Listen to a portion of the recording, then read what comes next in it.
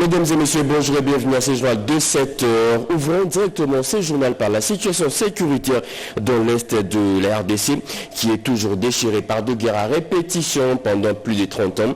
Les noms des groupes de rebelles se succèdent, les cycles se renouvellent, des rébellions qui occasionnent des massacres, violences et pillages. Joseph Oscar Mbalkaïch a réfléchi sur la question.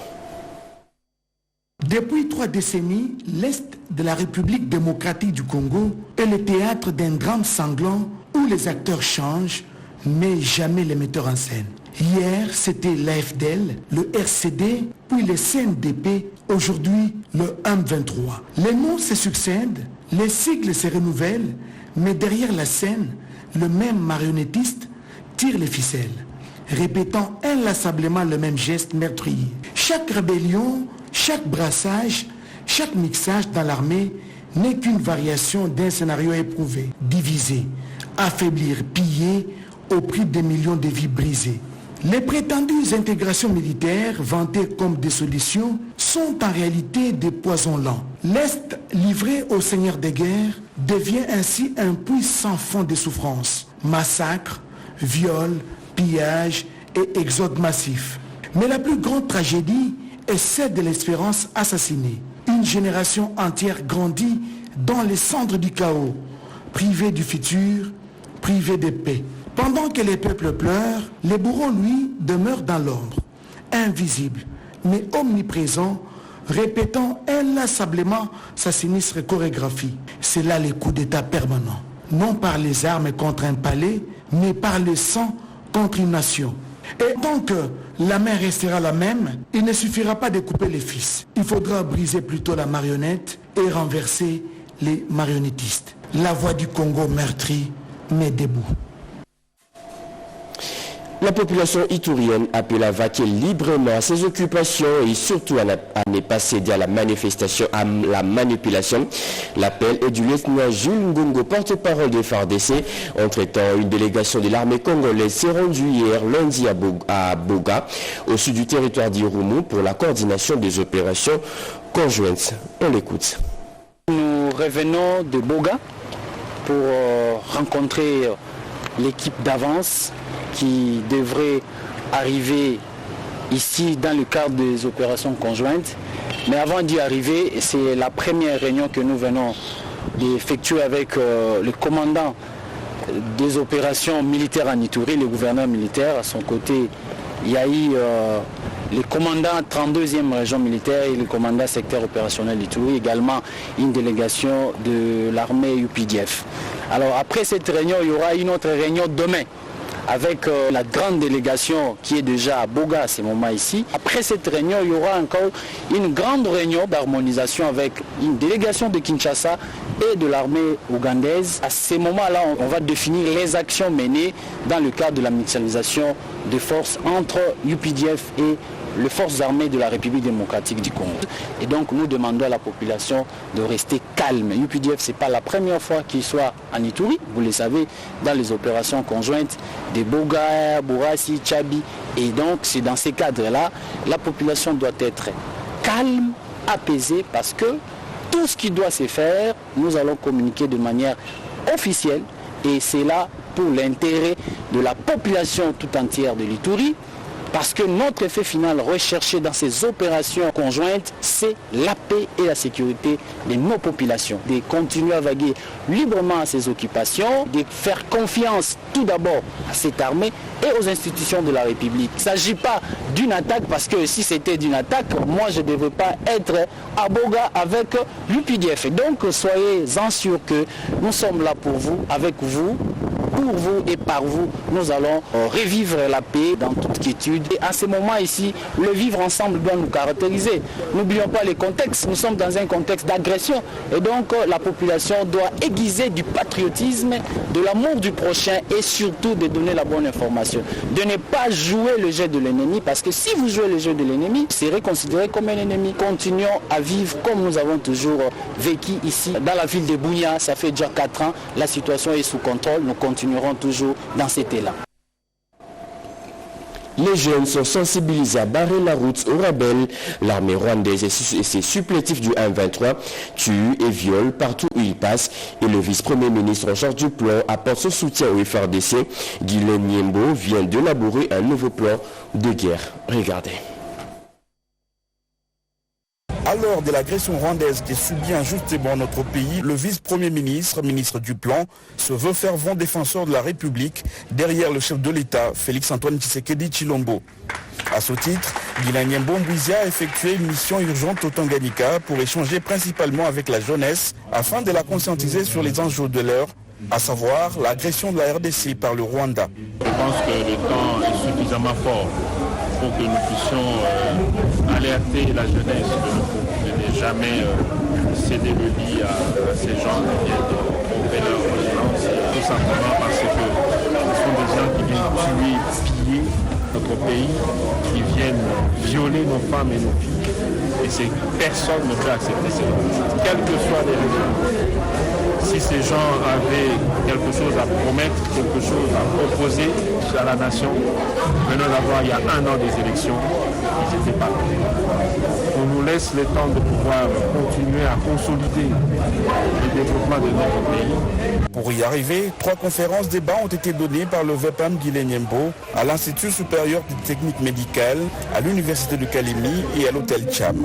À l'ISTEM, Kalemi, le VEPAM arrive sous pluie et prend parole devant ses nombreux étudiants qui l'attendaient. Avant toute chose, l'autorité salue la mémoire de ces nombreuses victimes de l'Est. Dans son intervention, Guilain Nyembo Mbouizia présente un tableau quasi complet sur la situation de cette agression injuste mais pas éternelle et rassure son auditoire que tout est mis en œuvre afin d'arriver non seulement à sécuriser la province du Tanganyika, mais également et surtout à trouver une solution bien plus durable à cette guerre et non plus revenir sur des solutions bricolées et éphémères.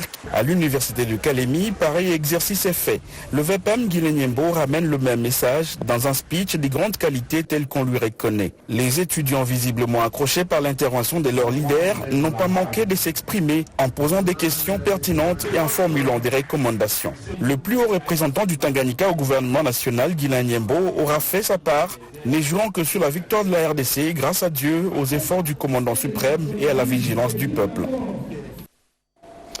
Deux membres du gouvernement central en mission dans la province de l'Ituri, Louis-Watum Kabamba, ministre de l'Industrie, et Sami Adubango, vice-ministre de la Défense, séjournent dans ce coin du pays pour évaluer la situation sécuritaire. Ils ont aussi sensibilisé la population contre l'agression rwandaise. Regardez.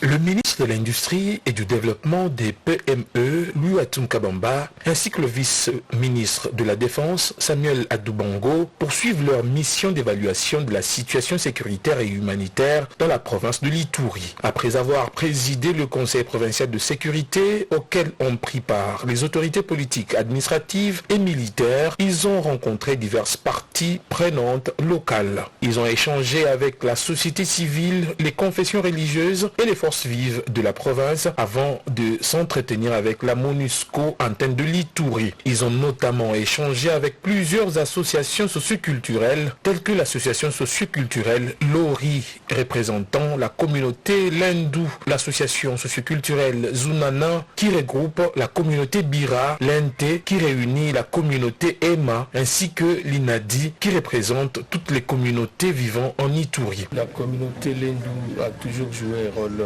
très important dans la cohésion sociale des communautés ituriennes, même dans la pacification, dans la paix de cette province.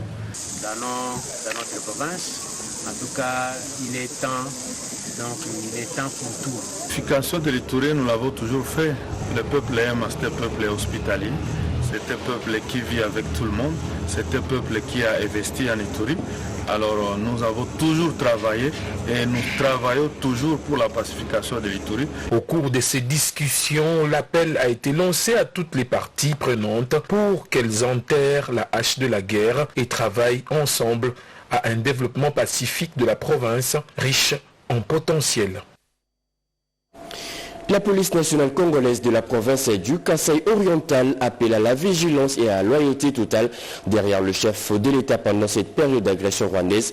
L'appel est de la vice-ministre de l'Intérieur, Eugénie Tchela Kamba. Plus de précisions avec Tété Bongoudja. La sécurisation de la population congolaise ainsi que de tous les étrangers vivant dans la province du Kasaï oriental par la police nationale congolaise demeure une priorité pendant cette période où le pays est agressé par les Rwandais et ses supplétifs du M23. Tel est le ton donné par la vice-ministre de l'Intérieur, Eugénie Kamba, à son arrivée en Mbuji-Mayi. Après son accueil par les services de sécurité et la masse constituée par les militants de son parti UDPS, le numéro 2 de la territoriale a, au cours d'une parade, appelé les forces de l'ordre à la vigilance coin par coin et à la loyauté totale derrière les commandants suprêmes Félix-Antoine Tshisekedi Tshilombo, car Dieu est de notre côté, on vaincra, a-t-elle martelé.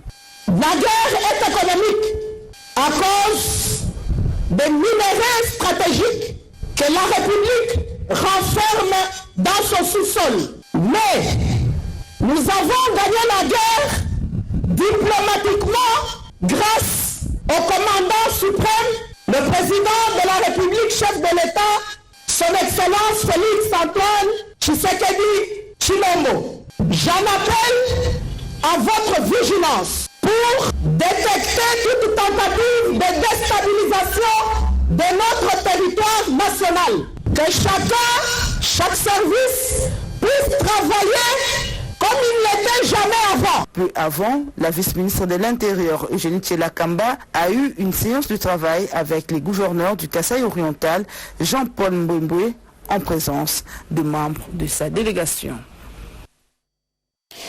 La Fédération des entreprises du Congo, FEC, vient de remettre aux femmes formatrices du Haut-Katanga leur certificat en technique de formation et de coaching. Entre-temps, tous les membres se sont réunis en comité de direction pour aussi évaluer la situation économique du pays en cette période d'agression.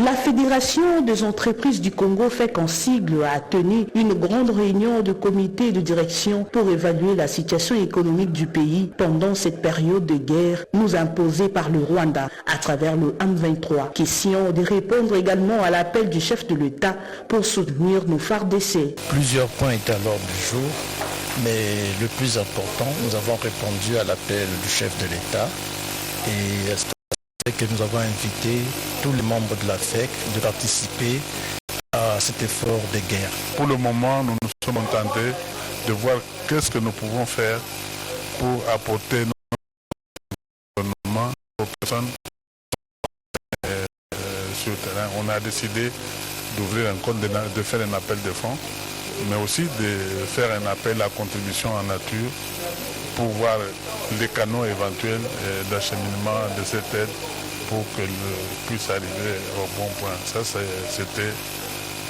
la décision que nous avons prise à jour. Toujours à la FEC, l'administrateur délégué Thierry Nkoy a procédé à la remise de certificats aux femmes formatrices du Haut-Katanga qui ont suivi le technique de formation et de coaching. Nous sommes venus encourager notre commission qui, à sa 8e édition, est allé vers le Katanga. Il est en train de se déployer dans les provinces. Et la première province, c'est le Haut-Katanga. Et il a fait à Lubumbashi. Donc il a pu amener des formatrices du Katanga pour l'immersion à Kinshasa. Ils sont venus jusqu'à Kinshasa et comme l'administrateur délégué l'a dit, c'est la première province où nous avons été implémenté notre incubateur. Nous avons organisé une session de formation des formateurs pour leur donner des outils pour être des bons formateurs, les techniques d'animation, les techniques d'apprentissage pour qu'elles puissent à leur tour mieux accompagner les jeunes qu'elles auront à former. De nouvelles directives viennent d'être données aux différentes équipes de production de la chaîne nationale sur la guerre médiatique qui doit mener la RTNT. Des directives données par la directrice générale Sylvie Elengue. C'était bien avant de faire un tour de travail dans différentes rédactions. Edith Chala nous en parlait. Pour un lundi, l'activité est restée routinière à la radio-télévision nationale congolaise avec un relief sur la gestion de l'information à cette période de guerre d'agression rwandaise.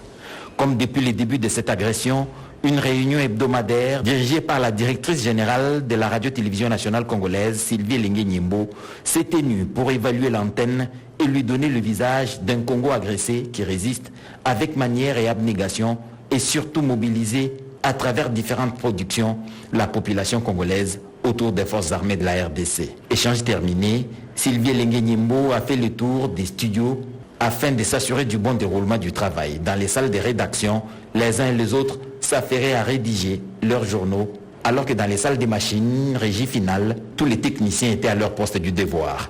Après ce tour de travail, les directeurs qui accompagnaient la directrice générale de la RTNC ont exprimé leur satisfaction. C'était question pour elles, justement, d'évaluer les besoins, les défis auxquels font face les journalistes au quotidien dans la production de toutes ces émissions. Et voilà, elle a beaucoup apprécié du fait que tous les journalistes étaient chacun à son poste, comme d'habitude. Et voilà, nous continuons à servir la nation. Voilà, nous venons d'être en réunion avec Madame la DG. Il fallait à tout prix absolument, sur instruction de la tutelle, mettre sur pied une nouvelle grille qui s'adapte au contexte actuel dans notre pays, c'est-à-dire une grille plus patriotique. Il fallait sur le coup, sur le champ, élaborer une grille, proposer des nouvelles émissions en français comme dans les 4 langues nationales, ce qui a été fait. Nous aurons des programmes spéciaux rien que pour ça, pour éveiller le patriotisme par rapport à ce qui se passe à l'Est. Il faut tout de même signaler que pendant que ce travail se faisait, les rumeurs enflaient sur les réseaux sociaux. Il est donc important en cette période de faire attention à la crédibilité des informations qui circulent sur les réseaux sociaux. La ville de Matadi dans le Congo central a reçu pendant 3 jours le président des assemblées provinciales de toutes les 26 provinces venus participer à la session ordinaire, une occasion propice pour eux d'effectuer une visite d'inspection des travaux de modernisation et de développement au port de Matadi. Dès leur entrée dans les installations portuaires, le président des assemblées provinciales de la RDC a reçu des explications des responsables de MCTC. Dans son allocution, le président du conseil d'administration, Bodom Matongolo, a expliqué à ce caucus des élus du peuple les travaux en cours d'exécution sur le parc à conteneurs, les profonds changements attendus sous l'aspect économique du port de Matadi. C'est dans cette optique que le DG de MCTC, Christian Goy, a mis en exergue l'opportunité de nombreux emplois que ce projet de modernisation et de développement du terminal à conteneurs apporte à la communauté locale, avant de présenter aussi les engins et équipements de nouvelle génération déjà entreposés dans les installations portuaires. Le président de la République, Félix Antoine Tshisekedi, veut le développement des infrastructures de notre pays. Nous avons connu un retard par rapport à la modernisation de nos ports. Une modernisation va accroître les échanges entre l'international, par ces échanges augmenter sinon le budget national et permettre aussi à la province d'en tirer profit. Un partenaire privilégié pour la population,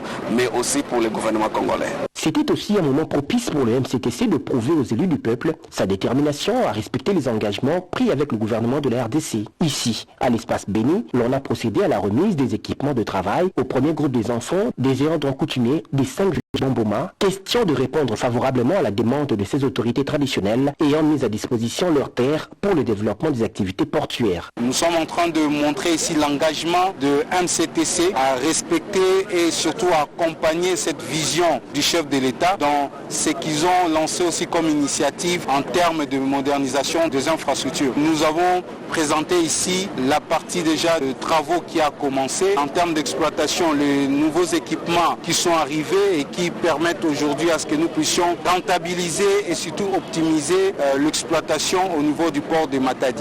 Et en guise de conclusion, Bodom Matongolo a rassuré l'engagement ferme de MCTC à concrétiser la vision ambitieuse du président de la République qui tend à égaler le port de Matadi à ceux des pays développés.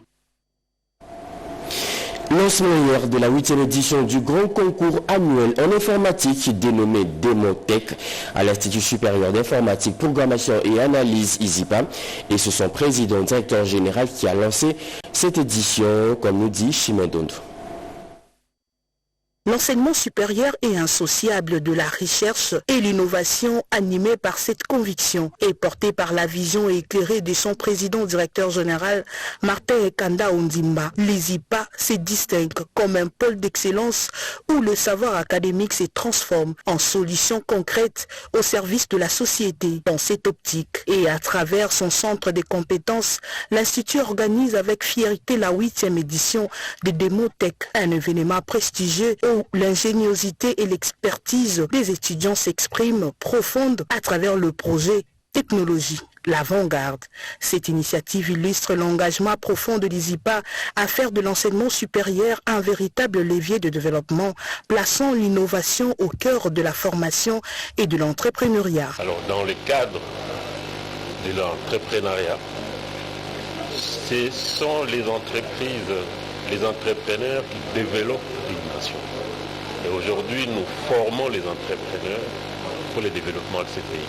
Dans cette édition, nous mettons le cap vers les nouvelles technologies au profit de la médecine. Comme pour l'édition précédente, les 3 meilleurs projets étudiants bénéficieront d'un financement pour leur transformation en start-up grâce au soutien de partenaires de premier plan, parmi lesquels Huawei, Africell, Rawbank, Illico Cash, FPI et bien d'autres. La vie, les combats, la valeur et les œuvres de Maman Mouilou, épouse de Simo Kimbangu, racontées dans une pièce théâtrale. C'était hier à Kinshasa, dans la salle de spectacle du Palais du Peuple. Rodé Panda nous explique. C'est une héroïne oubliée, Maman Mouilou, épouse du prophète Simo Kimbangu, mérite une couronne de victoire pour sa lutte de résistance et de la résilience face à l'autorité coloniale. Le rendez-vous a été tenu le dimanche 16 février 2025 dans la salle de spectacle du Palais du Peuple. Comme prévu, c'est une grande première de lancer la première pièce de théâtre sur la vie et la valeur des œuvres de cette femme, symbole de la résilience.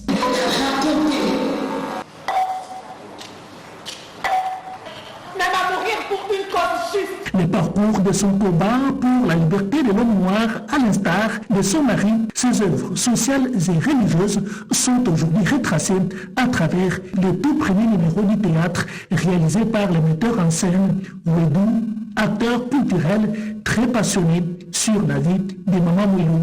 Avec la collaboration du ministère de la Culture, Arts et Patrimoine, la société Enivac, Saroui, a assuré la supervision. Pichou Mantoasigwa, initiateur de ce projet, rappelle l'importance et la motivation. C'est la grande première de la pièce Maman Mouilou. Juste un sentiment de satisfaction compte tenu de la situation de notre pays. La journée d'aujourd'hui a commencé avec la prière qui a été organisée par les pasteurs de la commune de Makala. Ceux qui ont suivi ce spectacle ont retenu quelque chose sur les combats de Maman Mouilou. Et à travers Maman Mouilou, nous pouvons tirer une bonne leçon pour dire que aujourd'hui, on peut être faible, mais la faiblesse ne va pas rester éternelle. Il faudrait se relever pour ne pas perdre l'espoir. Bien avant la présence des artistes, comédiens et metteurs en scène sur le podium, quelques heures ont été réservées à la prière par les pasteurs et fidèles pour la paix véritable dans les pays, en compatissant au malheur qui atteint directement les compatriotes du Nord et Sud Kivu, victimes de la guerre d'agression rwandaise. Devoir patriotique oblige. Et pour finir, les travaux de construction de plusieurs infrastructures de base viennent de toucher à leur fin en Ituri. Ces nouvelles bâtisses construites dans le cadre de la gratuité de l'enseignement des bases et de la couverture des soins de santé ont été remises aux bénéficiaires par le maire de la ville de Bunia. Sur 178 infrastructures de base, composées essentiellement de sacs de santé, des écoles et des forages d'eau, la cellule de suivi des projets et programmes a déjà réalisé 158 infrastructures de base qu'elle a procédé à leur remise officielle à la communauté. Ces réalisations sont le fruit des efforts du ministère des Finances à travers la cellule de suivi des projets et programmes, CSPP en sigle, avec l'appui financier de la Banque mondiale dans le cadre du projet pour la stabilisation de l'Est de la RDC, STEP en sigle. Cérémonie présidée par le maire policier de la ville de Bunia, le commissaire supérieur principal Mbouyiko Labosco, qui remercie le président de la République pour avoir matérialisé la gratuité de l'enseignement des bases et l'accessibilité de toute femme à l'éducation de qualité. Son témoignage à l'égard de son Excellence, Monsieur le Président de la République démocratique du Congo, le commandant suprême des forces armées de la République démocratique du Congo et de la police nationale congolaise, pour qui dans sa vision liée à la gratuité de l'enseignement de base et l'amélioration de l'accessibilité à la santé est à la base de la réalisation de ces travaux. Un satisfait de la part des gestionnaires de ces écoles, qui remercient également les CSPP pour la réalisation de ces projets qui viennent de combler un vide des besoins ressentis. Car avec la gratuité de l'éducation de base, la plupart de nos écoles continuent à avoir des effectifs pléthoriques. Ces nouveaux bâtiments scolaires pourront tant soit peu apporter une solution à cette difficulté. C'est fini pour ces journaux dès 7h, mesdames et messieurs. Ces journaux a été coordonné par Jacques Kabouaba, réalisé par Mamita Bangoulou, Jonathan Mobalama. La partie technique a été assurée par Alain Sodi, Yannick Yangoumba Chamberton. Les tout sous la direction de Joseph.